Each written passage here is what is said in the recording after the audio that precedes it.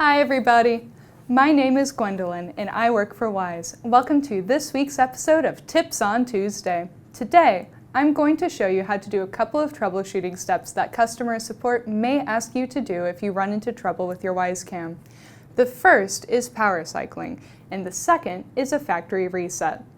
Alright, power cycling is probably something that you are all familiar with.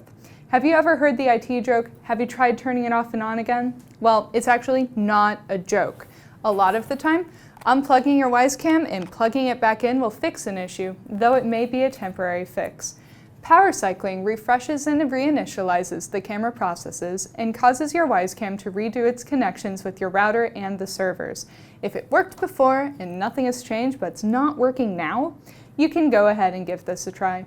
I still recommend contacting support if the problem comes back. And now I would like to talk to you about factory resetting your Wyze Cam. Now, Wyze's version of factory resetting is a little bit different than you may be used to if you have had to factory reset a device such as your phone.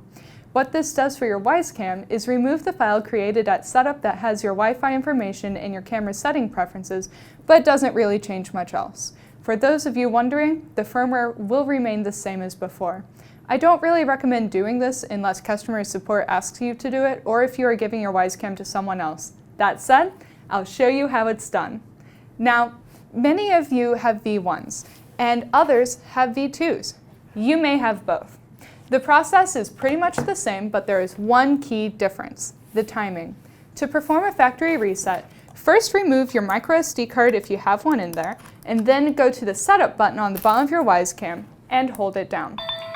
For V1 Wyze Cams, you should hold it down between 15 to 20 seconds. V2 Wyze Cams can be reset in about 4 to 5 seconds. For both of them, it should show a solid yellow light when it has been reset, and then the light will blink when it is ready to set up. At this point, you can either initiate the setup process again, or if you are giving away your Wyze Cam, you can unplug it. As a heads up, if you unplug your Wyze Cam before it flashes yellow, you may accidentally cause problems such as corrupting a file. And that about covers it. You are now prepared for if a Wyze customer support person asks you to power cycle or factory reset your Wyze Cam. Thanks for tuning in, everyone, and tune in next time for Tips on Tuesday.